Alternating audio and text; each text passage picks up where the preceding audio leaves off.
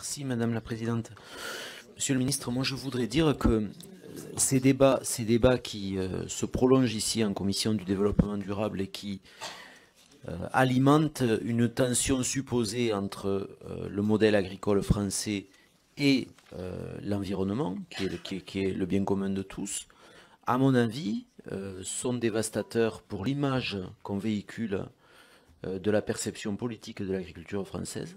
Je n'imagine pas que nos concitoyens puissent penser, en nous entendant, autre chose que la chose suivante, c'est-à-dire l'agriculture française est dangereuse pour l'environnement. Or, ça n'est pas, mais écoutez, moi je suis désolé, j'ai laissé les autres s'exprimer, ça n'est pas du tout ce que doit être le message que véhicule le Parlement, ça n'est pas du tout non plus ce que je pense à titre personnel, et je me permets de dire aux élus de la majorité que ça n'est pas du tout ce que vous avez donné à penser à l'agriculture, à la ferme France, dans les états généraux de l'alimentation, puisqu'il a été longuement débattu de l'amélioration des conditions d'exercice des exploitants agricoles, de l'amélioration des conditions économiques de l'agriculture, et que le texte qui est actuellement débattu, ici il s'agit des derniers articles qui n'incluent pas la partie valorisation, mais le texte qui est actuellement débattu est attendu sur le terrain comme quelque chose qui doit permettre aux agriculteurs de mieux vivre de leur production et de travailler dans des conditions meilleures et de compétitivité aussi vis-à-vis des pays européens, notamment, qui les environnent. Donc, je pense qu'à un moment donné, il va falloir aussi replacer les débats qui se font ici en Commission du Développement Durable dans l'économie générale du texte pour ne pas en perdre de vue les orientations si on ne veut pas courir le risque d'arriver à peu près à l'inverse de ce qu'on souhaitait faire au départ. Monsieur le ministre. Non mais là, je dis attention, on ne peut pas charger la barque en permanence et, comme je le disais tout à l'heure, mélanger l'idée que se font les consommateurs de ce qu'est un produit de qualité. Et je vais rejoindre les propos de M. Viala. Pourquoi on est ici ? Pourquoi le gouvernement a choisi de venir ici dans la commission environnement et développement durable ?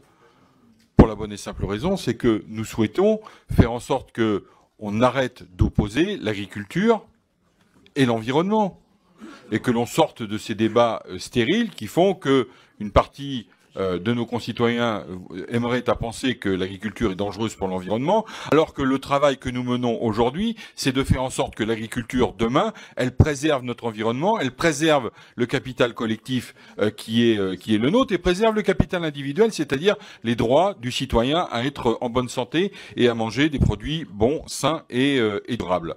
Et venir ici, c'était exprimer aussi avec vous le fait que nous sommes attachés à la montée en gamme, à la création de valeur, que nous sommes attachés à améliorer les conditions de production sur le bien-être animal, sur la politique que nous souhaitons mener sur l'agriculture biologique, faire en sorte que agriculture et environnement puissent enfin avancer de concert.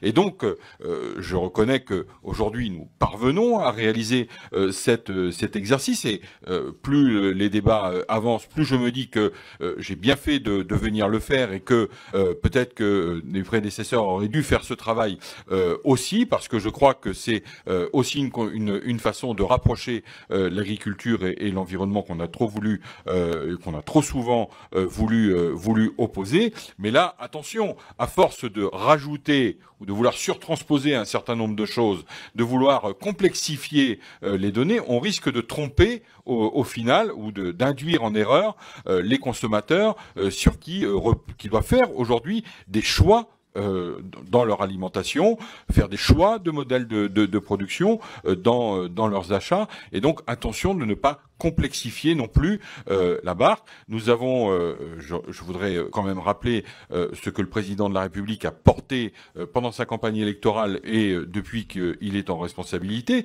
c'est d'essayer de libérer les énergies, simplifier, décadenasser aussi un certain nombre de choses pour permettre justement aux acteurs de pouvoir avancer et de faire en sorte de contribuer à avoir des démarches innovantes, des démarches environnementales qui soient comprise par tous et qui soit simple et de nature à améliorer la situation des exploitations agricoles.